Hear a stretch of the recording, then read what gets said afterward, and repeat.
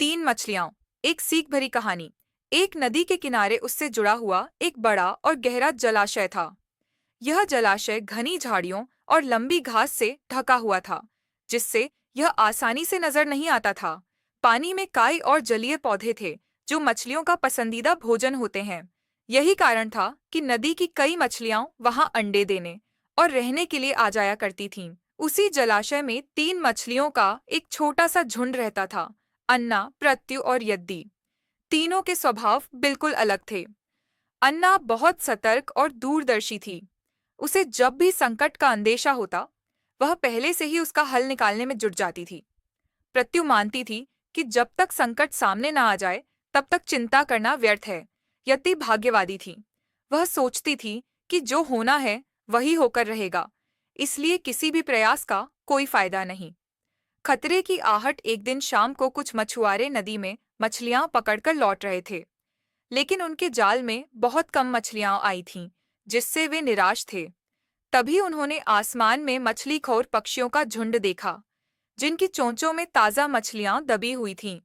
एक मछुआरे ने हैरानी से कहा, दोस्तों, लगता है झाड़ियों के पीछे कोई जलाशय है जहां इतनी सारी मछलियां पल रही हैं। दूसरे ने उत्साह से कहा, अगर ऐसा है तो वहां हमें ढेर सारी मछलियां मिलेंगी।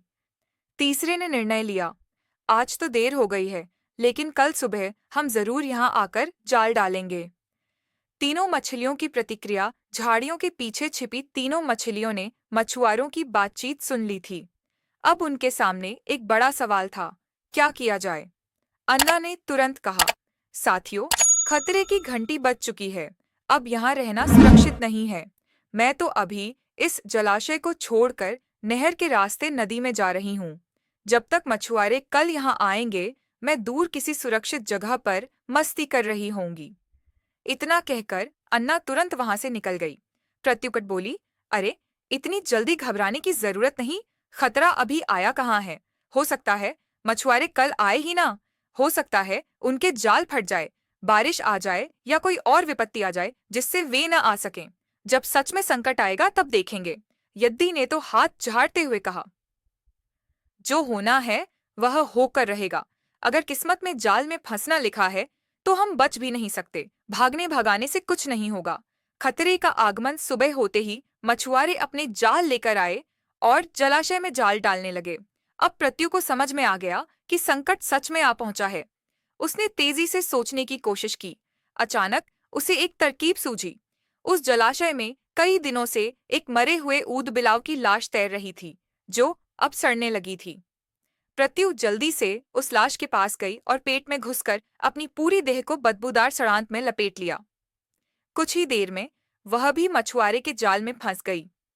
मछुआरों ने जाल को खींचकर मछलियों को किनारे पर पलट दिया। बाकी सभी मछलियां छटपटाने लगीं, लेकिन प्रत्युदम साधकर मरी हुई मछली की तरह पड़ी रही।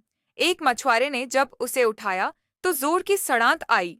उसने नाक सिकोड़ते हुए कहा, छी, यह तो कई दिनों से मरी हुई मछली है, बिल्कुल सड़ चुकी है।